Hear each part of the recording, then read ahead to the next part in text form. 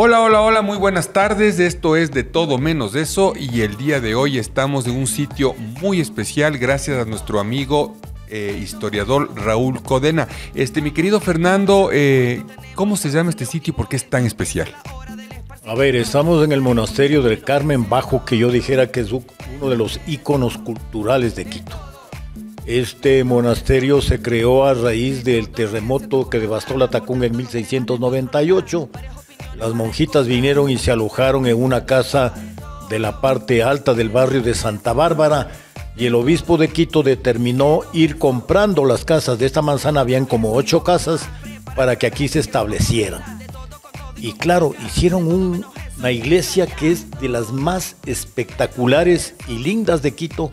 Y probablemente de las menos conocidas, Fernando. De las menos conocidas, mucha gente, porque además fíjate que mucha gente cuando baja por la calle Olmedo, la puerta está cerrada y ni se le ocurre entrar. Yo he hecho algunas veces aquí lanzamientos de mis libros y la gente se queda muy agradecida de haber conocido uno de los mejores sitios de la ciudad. Black, este capítulo lo podemos ver en ¿qué plataformas? Claro que sí, en Spotify, YouTube, Apple Podcast, Amazon Music, TikTok, Instagram y X. Entonces, de todo menos eso, lo conformamos los siguientes. Curador de almas y rastreador de identidades. Él es Fernando Jurado, perdidamente enamorado del amor. Maestro para atrapar el alma en los lienzos. Él es Jaime Zapata. Escritor, periodista, discípulo de Mafalda y cazador de utopías. Él es Álvaro Samaniego. Cimarrona, multifacética. Desde Esmeraldas yo soy Black Mama. Documentalista, contador de historias, con demasiado corazón. Nicolás Cornejo.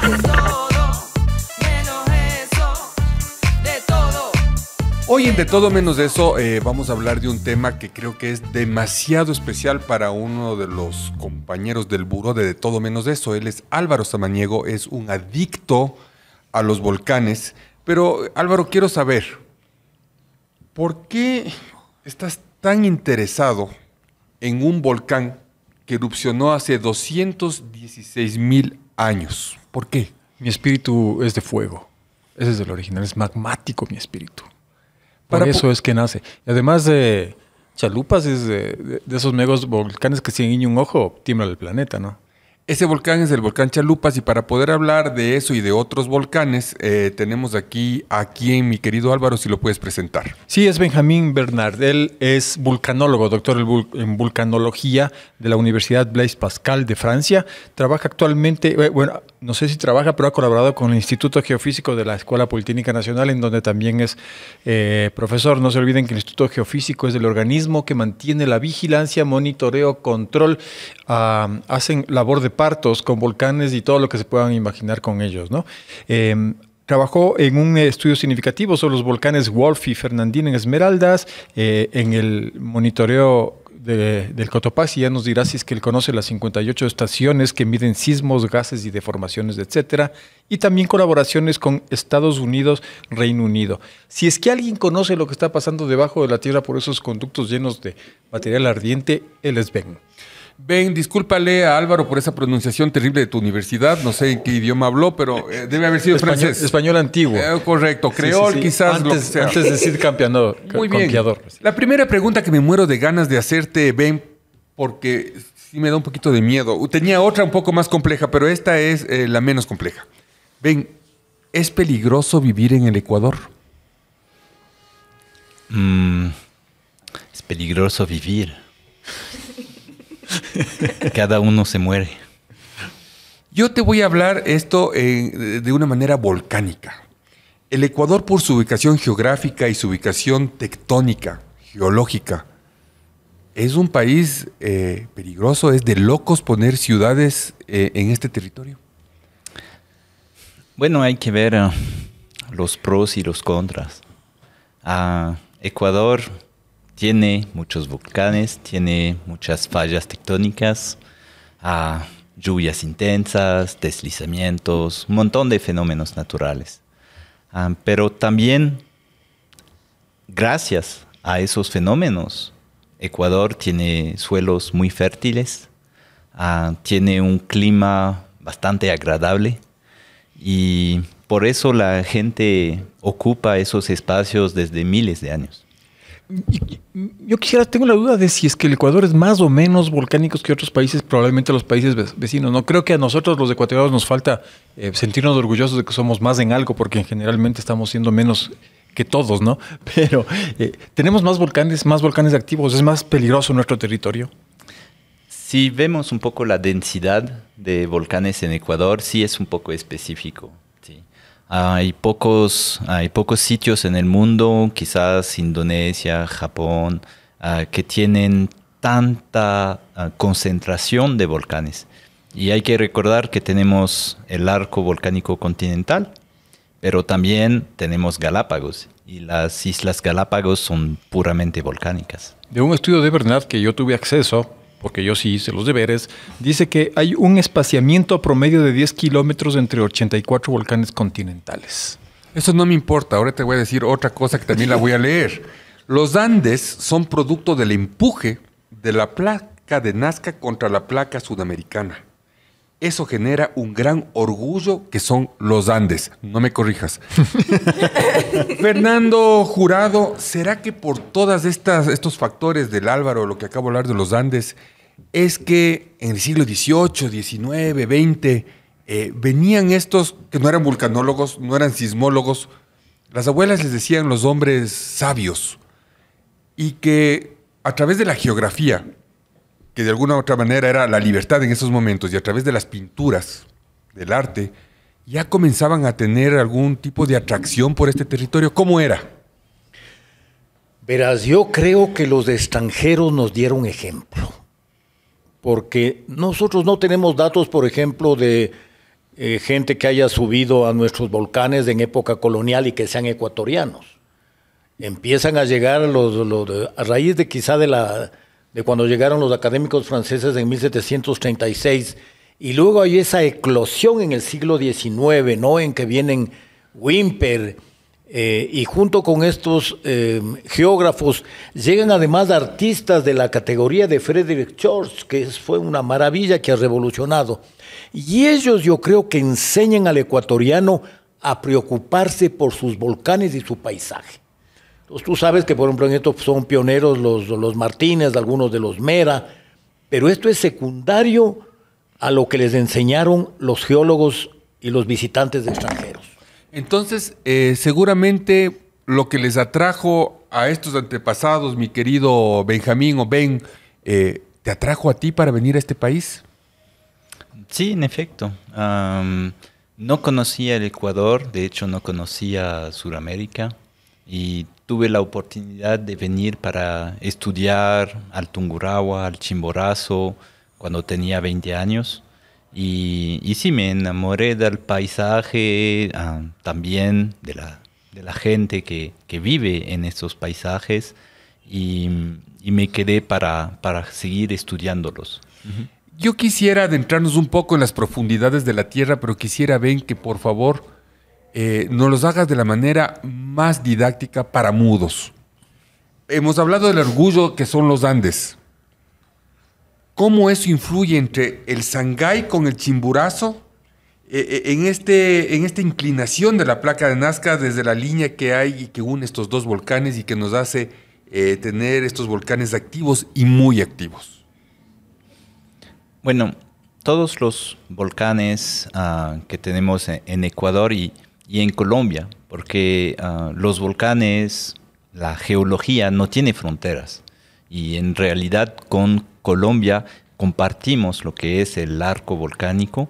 El volcán más al sur es el volcán Sangay, y el volcán más al norte es el volcán Romeral en Colombia.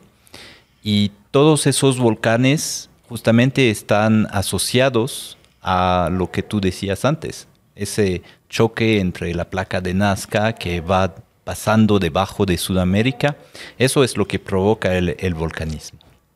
Mi querida Black, ¿alguna vez tú pensaste por qué los ecuatorianos somos tan extraños de haber vivido alrededor de volcanes?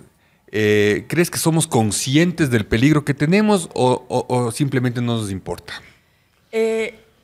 A ver, somos conscientes cada vez que nos dicen, hey, está en medio de un montón de volcanes.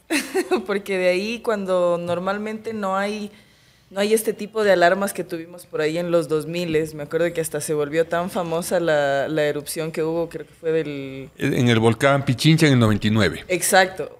Fue tan visual la cuestión que luego te vendían en los semáforos la foto del hongo y esto. Entonces, creo que los ecuatorianos sí estamos conscientes del privilegio que tenemos por la ubicación geográfica, pero lamentablemente la circunstancia social hace que no lo apreciemos de la manera que pudiéramos. Y hay un tema que probablemente me provoque algún nivel de polémica con el doctor Fernando Jurado Novoa, y es que antes de la llegada... los dos apellidos, ¿viste? Para armar polémica. Sí, eso decimos Gabriel García Márquez y yo, pues. Claro. Jurado Novoa. No, por favor, remitirse al programa. Al revés. Yo y García Márquez. Por favor. Tiene que ser así. Sí. Que es que antes de la llegada de los españoles, los montes siempre tuvieron para la cultura andina son entes espirituales profundamente fuertes, ¿no? Y de hecho hay vestigios de eso. Entonces, esa presencia, no sé si es que tiene que ver mucho con lo que dice Black Mama, que es que de tanto estar juntos ya nos acostumbramos. Sí, hasta que se ponen bravos. Aquí le voy a hacer a Benjamín o a Ben, ¿cómo puedo decirte? Como quieres. Ben, ahorita ya te perdí miedo, carajo. Puta, además con este trago. No, dile. Claro. No le digas Ben, dile Jamín, para que sea más original. Un poco así, ¿no? Sí. ¿Me puedes definir, Ben, la diferencia entre... ¿Te gusta la palabra normal o te gusta la palabra natural? Porque estas erupciones para muchos pueden ser normales, pero para ustedes son naturales. Sí, bueno, es normal que un volcán haga erupciones, es su función, y es parte de la naturaleza. No tengo problema con ninguna de las dos. Entonces son como... Sácame esta duda, ¿son como ollas de presión, la tapa de la olla de presión, los volcanes? Sí, me gusta esa imagen. Digamos que la Tierra tiene acumulado en su interior calor, ¿sí? Y este calor tiene que salir y sale por gran parte, toda la superficie terrestre, pero también se acumula en ciertas zonas. Y ahí va a salir de manera un poco más violenta justamente en las erupciones volcánicas. Violenta, pero es natural, porque es algo recurrente. Para nosotros es normal porque nuestra estadía en la Tierra es demasiado corta para estos fenómenos que ya vienen pasando hace mucho tiempo. ¿Eso es lo que le hace fascinante a tu profesión, mi querido Benjamín? Sí. Justamente la diferencia de escala de tiempo y espacio entre los volcanes y nosotros, entre los fenómenos geológicos y nosotros, es lo que me atrajo al inicio a esa materia. Un humano tiene una vida de promedio 70, 80 años y un volcán como el Cotopaxi tiene una edad de más de 500.000 años. Entonces ahí podemos ver un poco esa diferencia de escala. ¿Cuál volcán es el que más te gusta, con el que te sientes más identificado, Ben? El primero que conocí relativamente bien fue el Tungurahua, porque es el primero en el que trabajé, Tungurahua y luego Cotopaxi. Fueron los dos que me llevaron al Ecuador al inicio. Y quiero hacerte esta pregunta que puede resultar extraña. Para un francés como tú, ¿qué pensamiento te genera eso, esa creencia popular que dicen que el Chimborazo se puso bravo con la mama Tungurahua, el Taita Chimborazo con la mama Tungurahua, le tuvo en otra relación al Guagua Cotopaxi y después nació el Ruco del Nisecomo? ¿Qué piensas de esas? Me gusta, me encantan esas historias. Incluso yo escribí una. No, me encantan esas historias. Tienen seguramente partes de verdad, de hechos que vieron las personas. Es decir, hablar así del Chimborazo es saber que el Chimborazo es un volcán activo. Y eso es muy importante porque mucha gente piensa, no, es solo una montaña, un nevado. Pero no, incluso esas leyendas nos dicen, es un volcán activo. Eso significa que para los vulcanólogos debe ser terrible cómo puedes expresar a la ciudadanía la palabra peligro, ¿no es cierto? Porque el peligro a la final es un intangible. ¿Por qué? Porque a la final es bien difícil haber vivido erupciones. Fernando, ¿usted recuerda esa erupción que realmente marcó en la geografía, en la sociedad, en la historia del Ecuador un poco? ¿Pero te refieres a lo que uno ya ha vivido o a las anteriores? A las anteriores, la que dicen los libros, las que hablan los historiadores. A ver, el tema es un poco complejo. Por ejemplo, el padre Velasco dice que hubo una erupción del Cotopaxi en el momento en que llegaron los españoles y que esto condicionó que los indígenas se asustaron, que se aflojaron y que como consecuencia ganaron los españoles. Historiadores serios como Jacinto Gijón dicen que no han encontrado ninguna evidencia de esto. Además, la interpretación del padre Velasco es errónea, porque esto hubiera sido grave para los españoles, que no tenían idea de lo que era una erupción volcánica. Para los indios era una cosa común y corriente, entonces esto no nos calza. Ahora, uno de los hombres que más ha estudiado en Cotopaxi este problema es Eduardo Paredes, quien dice que se pueden localizar 33 erupciones graves del Cotopaxi entre 1534 y el año 2024. O sea, en 500 años, 33 erupciones más o menos severas, que tampoco serían gravísimas, sobre todo porque si dividimos 500 para 33, el promedio no es tan asustante, ¿no?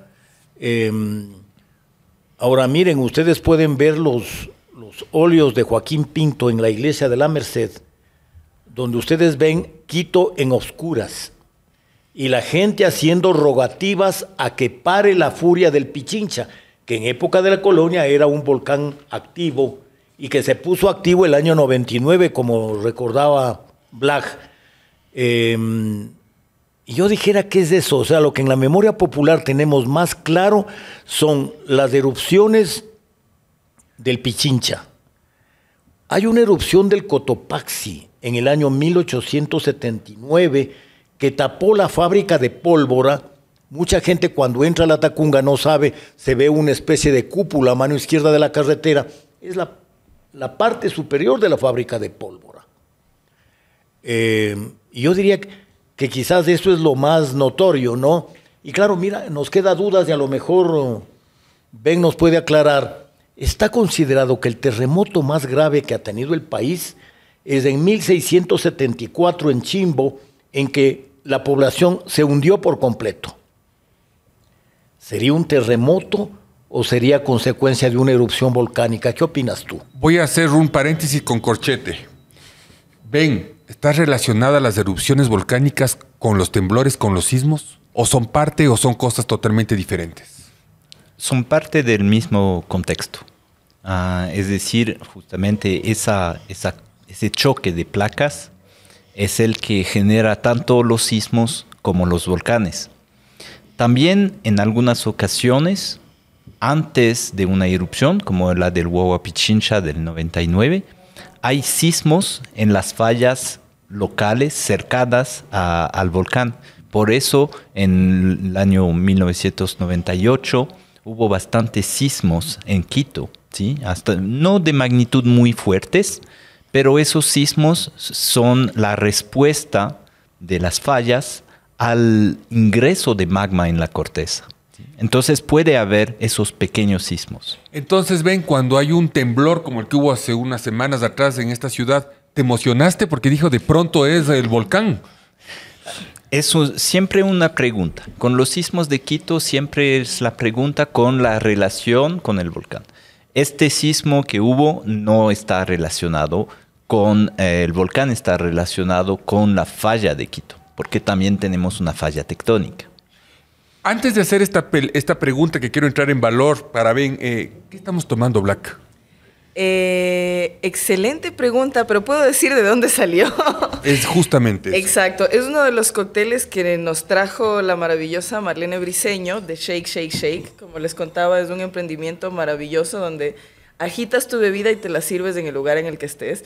Y creo que Alvarito se acordaba de qué tenía, porque yo soy abstemia. Cloroformo, TNT. No, perdóname, tenía gin, wittig, licor de naranja y el otro término que tú te acuerdas, Blanca. No me acuerdo.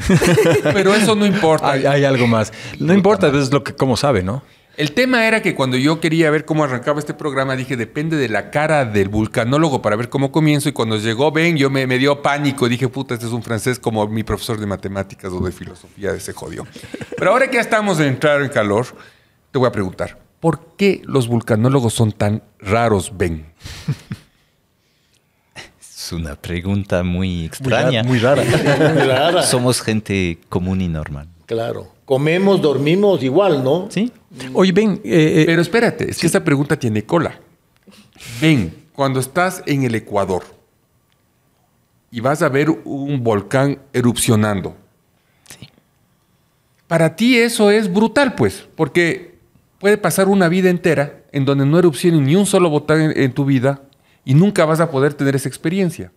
En el Ecuador puedes tener esa experiencia varias veces al año o varias veces en 10 años. Un parque de diversiones. ¿Qué significa para ustedes ver erupcionar un volcán, para tu carrera, para tu personalidad? Y por eso decía por qué son tan raros. Bueno, hay dos cuestiones. Uno es el atractivo estético. ¿Sí? Un volcán hace un espectáculo. Es un espectáculo de luz y sonidos. Los sonidos, y para los músicos que están aquí, escuchar un volcán es impresionante. Incluso si está completamente nublado, escucharlo tiene una música. Cada volcán tiene una música propia. Entonces es un espectáculo. Es un espectáculo casi primordial. Llega hasta el corazón. Hay sensaciones, las vibraciones también. Entonces realmente hay mucho que ver. Si estamos muy cerca podemos sentir el calor. Yo tuve la suerte de ver un flujo de lava del reventador en 2008 y acercarme al calor del flujo de lava era impresionante. ¿A qué temperatura va esa lava, Ben? Esa lava estaba como a 950 grados y uno siente como a unos 2-3 metros de la lava, siente como un muro de calor. Hasta los 2-3 metros estaba bien, pero después no podía pasar. Había como un muro de calor. ¿Este es un punto de peligro para ti? Sí, no hay que acercarse demasiado, hay que ser conscientes. Son depósitos inestables que colapsan, entonces hay que tener las precauciones. Con eso termino y lo que se refiere bien al sonido, ¿no? Hubo una erupción en un volcán en la Polinesia, que si no me equivoco, llamada Tonga, que fue una explosión de una fuerza tal que el Instituto Geofísico en Quito registró 2 veces el sonido de la explosión. Lo quiere decir que ese sonido dio 2 veces la vuelta al planeta Tierra. Ese es el nivel. Claro, está en niveles de que nosotros no podemos necesariamente registrar, se necesita de equipos, pero para que vean o sea, nada de lo que pasa con los volcanes es simple. El tema es, volviendo un poquito a justamente entre la lava y la ceniza, cuando erupciona el volcán Pichincha hace cientos de miles de años atrás, toda la ceniza cae sobre una zona que se llama Rumipamba. Ahora incluso existe un parque arqueológico con ese nombre. A diferencia de Pompeya, o Fernando, o Ben, Pompeya se cubrió con lava. Esa vez fue con ceniza. Pompeya fue cubierta con ceniza. También. Claro. Ah, con mira ceniza tú. y pomes. Entonces, vivimos los quiteños quizás la misma sensación que se vivió en Pompeya en ese momento. Esa fue siempre mi incertidumbre. Hay algunos sitios en Ecuador que quizás son Pompeyas ecuatorianos. Tenemos, por ejemplo, la erupción del volcán Quilotoa hace 800 años. Esa erupción fue tremenda, mucho más grande que la erupción del Vesubio. Y sabemos que había culturas que vivían cerca del Quilotoa. El problema es que sí había pueblos ahí, están enterrados debajo de decenas de metros de depósitos, ¿sí? Y no hay estudios.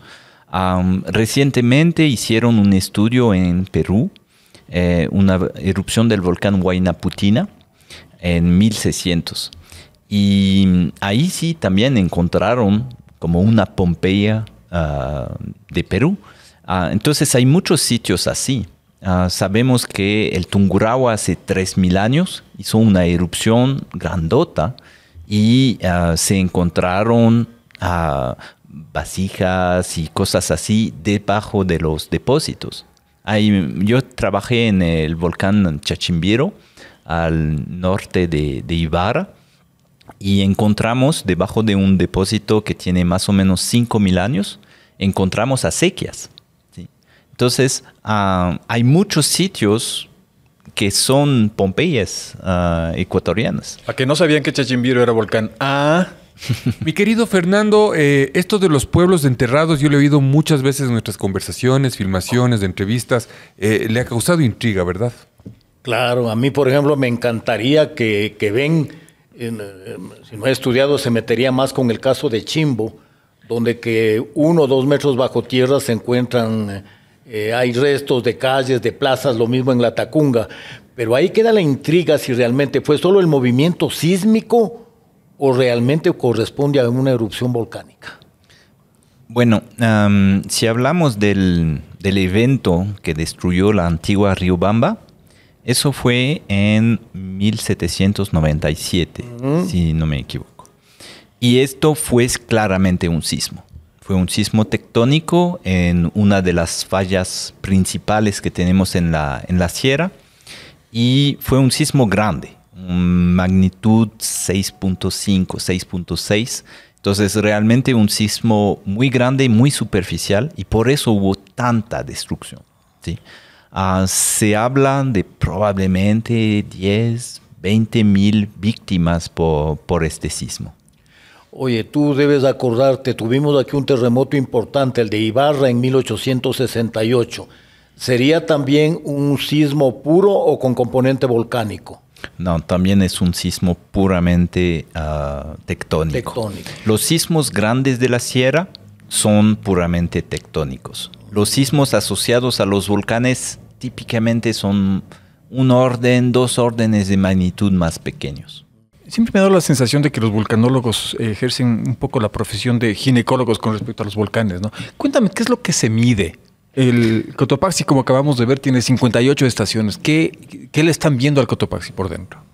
Bueno, lo que tratamos de ver son observaciones principalmente indirectas con la geofísica. Tratamos de ver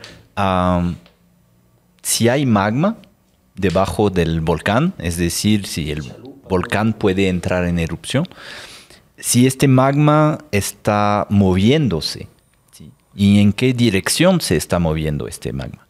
Entonces, para eso utilizamos la sismología. La sismología mide los pequeños sismos que hace el magma al fracturar la corteza. También hay pequeños sismos que ocurren cuando los gases que están en este magma se escapan. Y cuando está más cerca de la superficie, el flujo de magma y de gases provoca lo que se llama un tremor. Un tremor es como una vibración. Y eso otra vez es algo un poco músico, ¿sí? Es la vibración del conducto por esos flujos. Eso es con la sismología. Luego se utiliza también la geodesia. La geodesia es una ciencia que mide la superficie terrestre y nos permite ver si hay deformación del volcán. Entonces ahí quizás la comparación con el embarazo, al momento que el magma sube en la corteza va a hinchar un poco el volcán. No es algo muy visible, son cosas milimétricas y necesitamos instrumentos muy, muy precisos para verlo.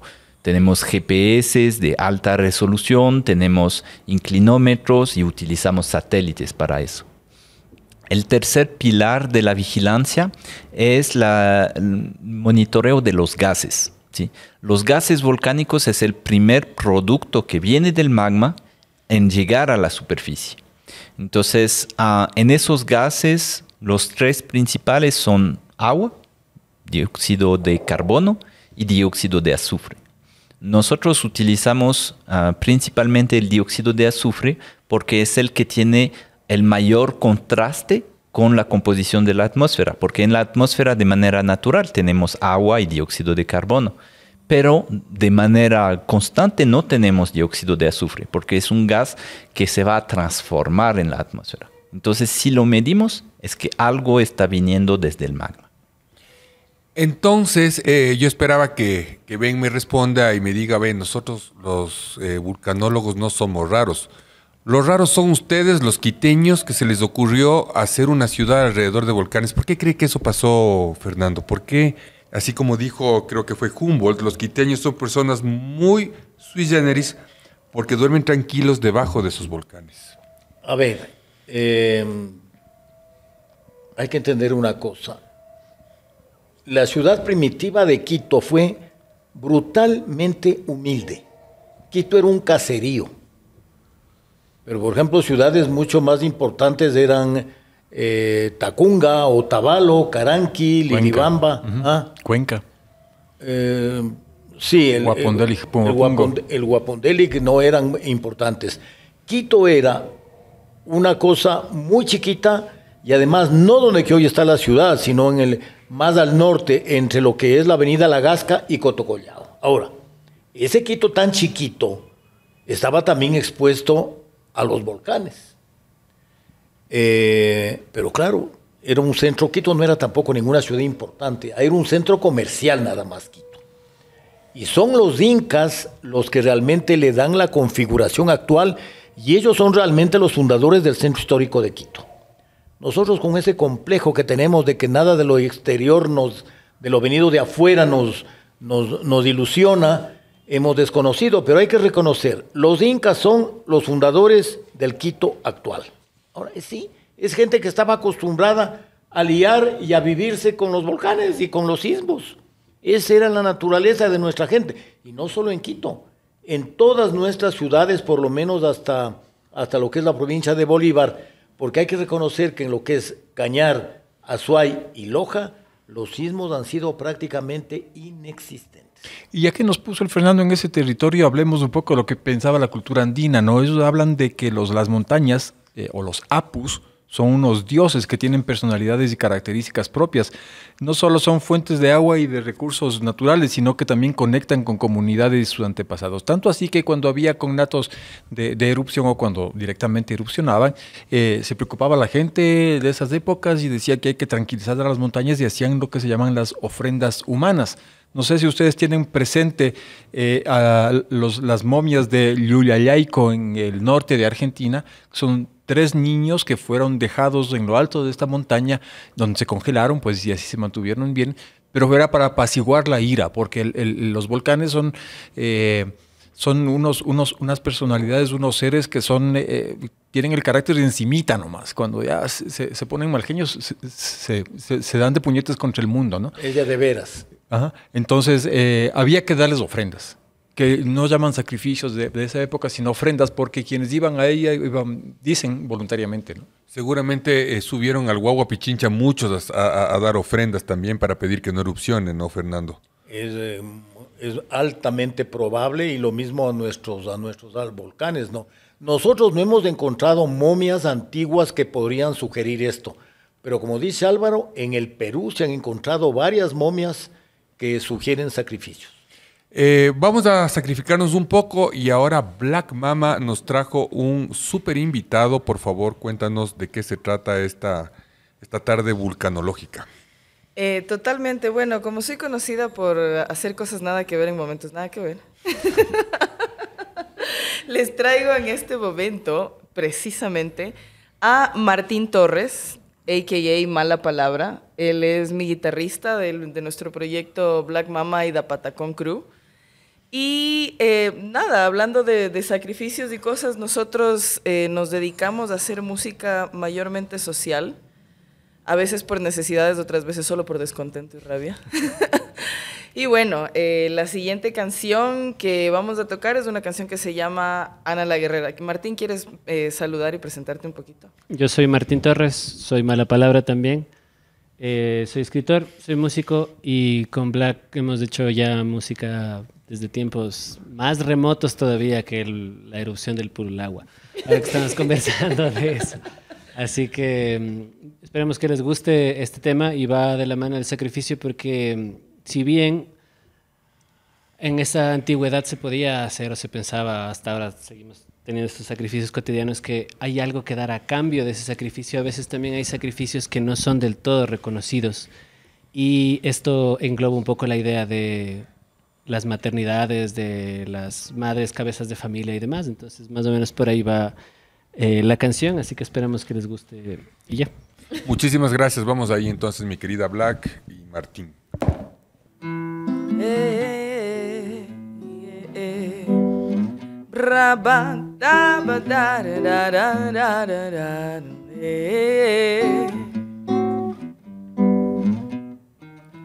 Hoy les vengo a contar una historia de coraje y de voluntad, de una mujer guerrera de lucha y sin tregua, que no se ha cansado de las noches en vela nada más, por ese bienestar anhelado, poder vivir con el cuello un poquito más holgado sin pensar en ese pasado de maltrato por el tiempo trabajado, que ya no se repita, que se quiebra la salud mientras jefes inhumanos nos quieren llevar al ataúd.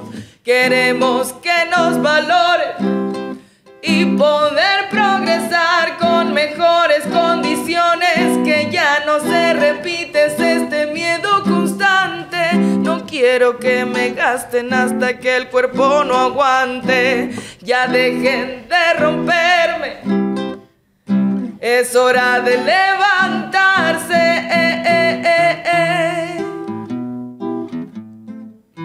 Mala palabra en la guitarra.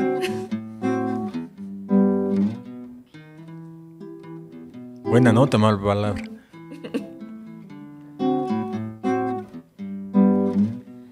Y así como pasan los años, se hace camino mientras vas andando.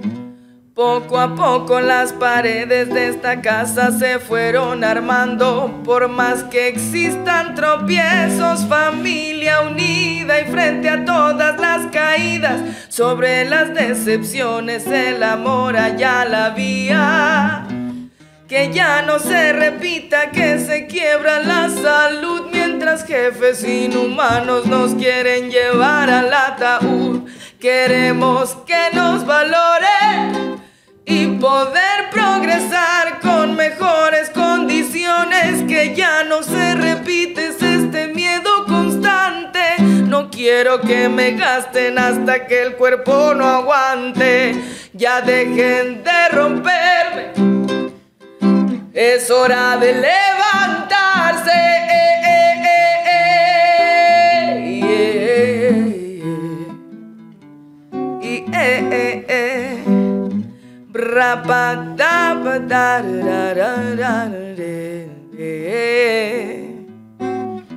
Muchas gracias. Fantástico, Black Mama, es la primera vez que te veo como a capela, más pura, ¿no? Sin tanta tecnología a tu alrededor. Hablo del DJ y de todas estas cosas. Pero es que vos que me pones a parir en cada programa, pues. Estamos muy bien. Vamos a entrar en este momento, ya que estamos un poco sobrepasada la mitad del podcast, y para que Ben sepa que sí tenemos un, ¿cómo se llama? Un guión. Un guión, sí. ¿No? No es de creer que esto es improvisado, Pascal, por favor. Nada. Fernando, Chalupas. ¿De dónde viene? ¿Dónde está ubicado? ¿Qué es Chalupas? A ver, primero esto es interesante. La palabra chalupas no es indígena. Chalupa es un barquito. Yo lo que no sé, y a lo mejor nos puede explicar mejor Ben, es por qué a ese sector enorme le llamaron chalupas. Chalupas es una hacienda que tenía 10,000 hectáreas. Chiquita. Hemos detectado que el primer comprador es un español de origen muy humilde, se llamaba Mateo de la Escalera, quien consiguió un cargo brutal. Era tesorero de diezmos de la Catedral de Quito. Todo vecino daba la 10ª parte de sus bienes a la iglesia para salvar su alma. Pero yo creo que él no entregaba el 10% a la curia, sino que seguramente entregaba el 1%, y él se quedaba con el 9%. Este señor prácticamente fue dueño de toda la provincia de Cotopaxi y el oriente, porque según su testamento él tiene alrededor de 700,000 hectáreas. Es un país ya eso. Eso era un país. No es un Novoa, el mejor, perdón. No, Novoa Perdón. Baba al lado de él. Curiosamente, varios de las haciendas de él siguen en poder de sus herederos, en el sector sobre todo de La Avelina y de Lazo. Entonces, esto, la propiedad de él se ha transmitido a la misma familia hasta los días actuales. Lógicamente se ha ido fracturando. Una cosa interesante es que ustedes se acordarán que en la época taurina, Chalupas era de los que daba la ganadería muy conocida. La ganadería de Chalupas era importantísima, de la familia Plaza Lazo. El límite oriental era hasta la plaza de Tena. Y se entraba por Alaques. Por eso es que actualmente correspondería el viejo Chalupas, ahora está reducido, a la provincia de Cotopaxi y al Napo. O sea que esta hacienda tenía un volcán incluido. Tenía exactamente un volcán incluido. Más que uno, porque el Cotopaxi también debía haber sido parte de él. Altísima Claro. la plusvalía. También Sí, estaba sí, ahí, sí. claro. Vento lava. Sí. ¿Por qué ven el Chalupas es este coloso dormido? ¿Qué le caracteriza de esa manera? Y me imagino que era bajo la ignorancia de todas estas personas que tenían esta propiedad.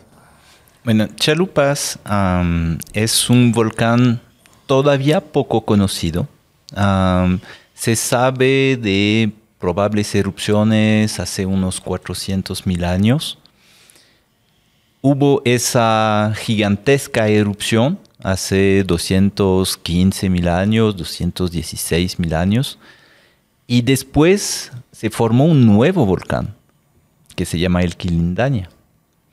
El Quilindaña es un volcán que estuvo en erupción quizás entre 160,000 años y quizás unos 30, 40,000 años antes del presente.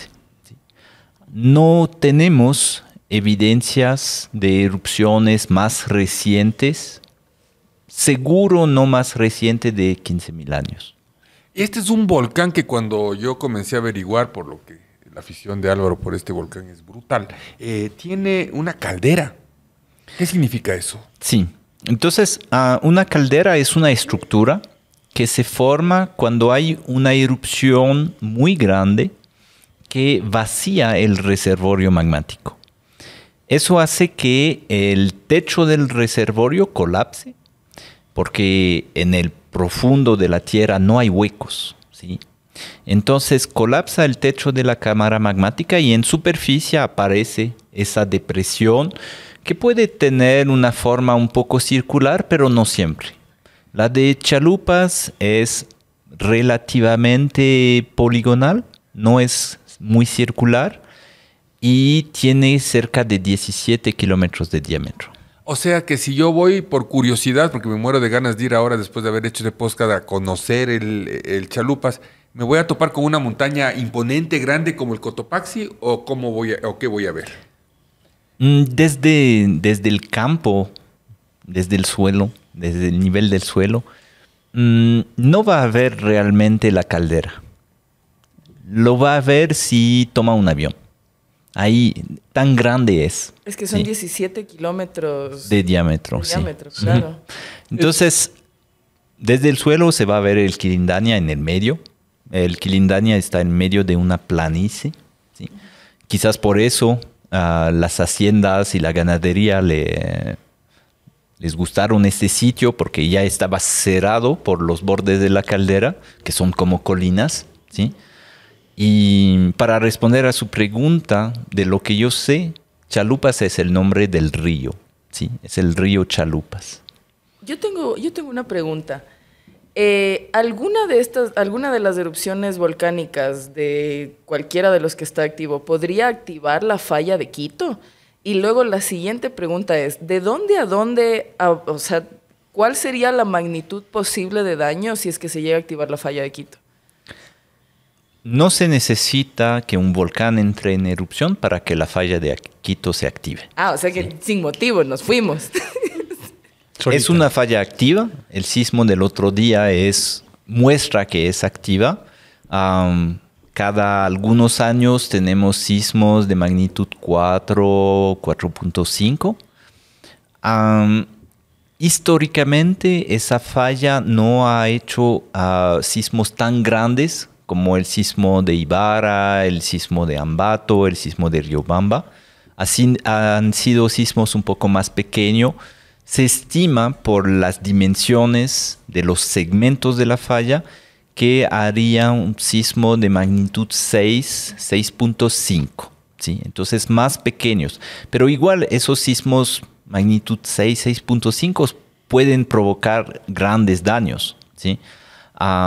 Por ejemplo, el sismo de Pelileo y Ambato de 1949 no fue tan grande. Fue un sismo de magnitud un poco más de 6 y ha cobrado muchas vidas, 3.000 en Ambato, 3.000 en Pelileo. ¿Y cuál fue la causa del el terremoto que hubo entre Manabí y Esmeraldas? Ese es un sismo diferente de los de la Sierra. Los de la Sierra están asociados a un movimiento que es una parte de Sudamérica, que está al norte de Guayaquil hasta la cordillera occidental. Es un bloque un poco aparte del resto de Sudamérica. Y este bloque se está moviendo hacia el nororiente lentamente, pero cuando se mueve hace esos sismos superficiales que por ser superficiales son muy dañinos. El sismo de Pedernales es un fenómeno diferente, es asociado justamente a ese choque de placas entre la placa de Nazca y Sudamérica y a ese fenómeno que se llama la subducción, donde Nazca está pasando debajo de Sudamérica. Eso genera una fricción enorme y por eso tenemos los sismos de la costa que son en magnitud mucho más grande que los sismos de la sierra. ¿Saben ustedes por qué las personas, los ecuatorianos que están de Riobamba para el sur, son así como son? Ustedes ya saben, ¿no? ¿Cómo son, Fernando? Porque no tienen volcanes. Entonces la pregunta para Ben, ¿por qué los volcanes en el Ecuador se acaban básicamente en Riobamba? Sí, es una muy buena pregunta.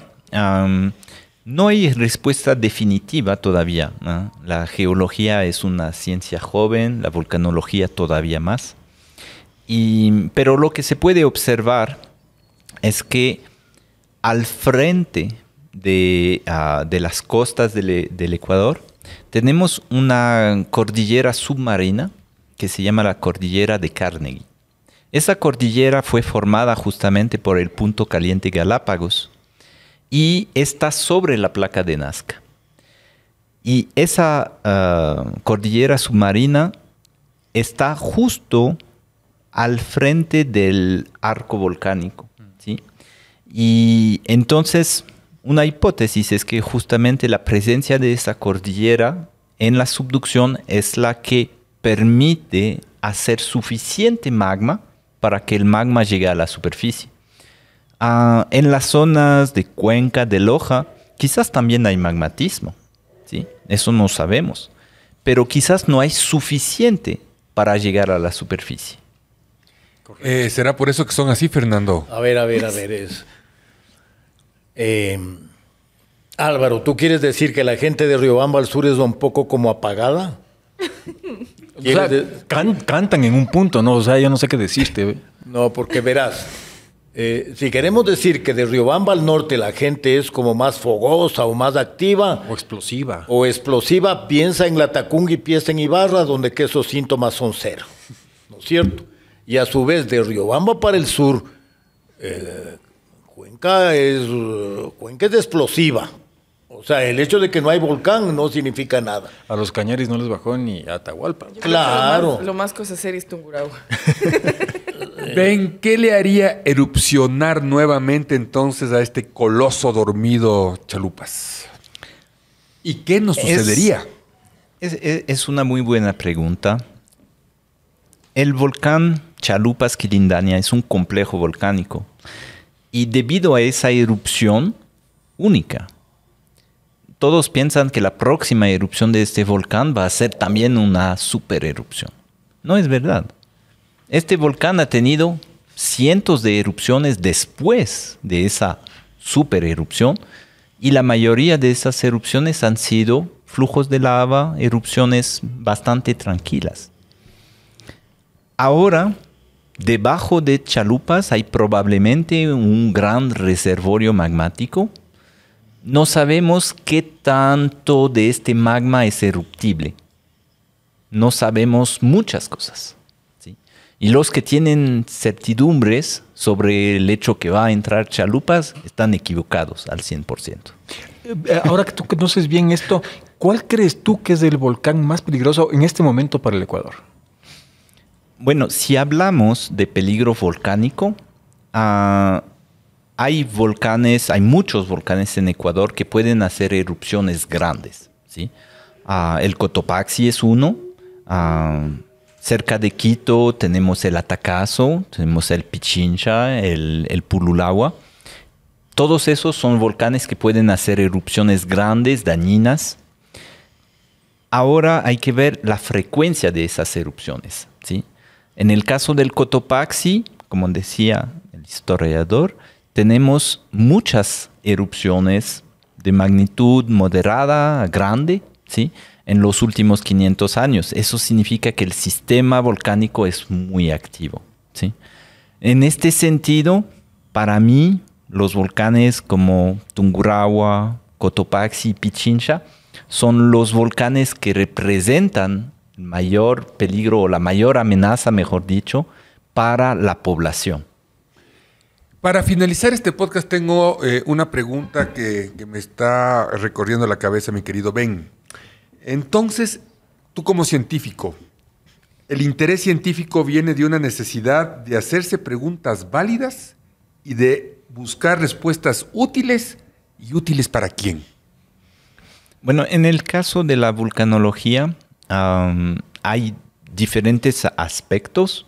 Por supuesto, hay la curiosidad intelectual, digamos, entender este fenómeno, porque al final la vulcanología, y yo soy geólogo de formación también, es entender cómo funciona el planeta Tierra y es algo que siempre me ha atraído. Pero hay una aplicación directa de la vulcanología a tratar de mitigar los riesgos volcánicos, ¿sí? Y eso es algo también muy interesante porque un volcán tiene sus fenómenos, tiene su comportamiento, sus ciclos, pero la gente que vive alrededor del volcán tiene también sus características que son muy interesantes, sus relaciones con el volcán. Una de las cosas más complicadas que organizar es, por ejemplo, una evacuación. Evacuar una población es algo sumamente complejo. Hay impactos socioeconómicos fuertes y no se puede hacer una evacuación sin una reflexión muy profunda de las consecuencias de esa evacuación. Entonces ahí hay un campo que es para mí bastante diferente del campo natural y también es muy interesante. Sí. Álvaro, ¿cuál es el volcán más alto del Ecuador? Volcán activo más alto del Ecuador, señores. Chimborazo. Perfecto. ¿Cuál es el volcán más grande según los estudios? El volcán que tiene cuyo edificio tiene un volumen de 195 metros cúbicos. ¿Cuál es el edificio volcánico? Que dicen que es el Cayambe, ¿no? Si tomamos el arco volcánico continental, entonces yo pensaría quizás el Mojanda Fuya Fuya, porque en diámetro es muy grande, tiene una base muy, muy grande. Pero si hablamos de Galápagos, es Sierra Negra. Sierra Negra. Sin ninguna duda. Que no sabían ustedes que el Ruco Pichincha, el nombre de Ruco es porque ahí estaba la antigua caldera Y el Guagua Pichincha es donde está la nueva caldera. Ruco es viejo, Guagua es niño, si no me equivoco, ¿no? Y entonces, Fernando, ¿este sitio usted cree que vio erupcionar volcanes, pasar temblores? Claro, este sitio ha sido testigo de la historia de Quito, pero curiosamente jamás fue afectado. O sea, esta es una casa estupendamente bien construida. Aquí hubo un terremoto del que se le ha puesto poco valor, que es el de 1859, que se derrocaron las torres de varias iglesias. Aquí no pasó prácticamente nada. Esto es muy bien construido. Entonces creo que Black estamos en un sitio especial que pudo ver muchas de las cosas que hemos podido compartir en esta tarde de podcast. Y Black, por favor, nuevamente me ayudas con el tema de las plataformas de redes sociales digitales en las que salimos todas las semanas, 24 horas desde cualquier parte del mundo. ¿Desde dónde, Álvaro? Con esa inmaculada pronunciación. Ahorita desde Taiwán. Claro que sí. Taiwán. ¿Dónde aprendería esa Sí, pronunciación? yo No, también me queda tengo la esa duda. consulta. ¿Será natural? No sé. Parece que sí. British. 100% natural como mis canas rosas. Spotify, YouTube, Apple Podcast, Amazon Music, TikTok, Instagram, Facebook y X. Y les esperamos el próximo viernes por Radio Pichincha de 6 a 7 y después cuando a ustedes les dé la gana. Un abrazo grande. Gracias, Ben, por habernos soportado esta hora de podcast. Gracias a ustedes.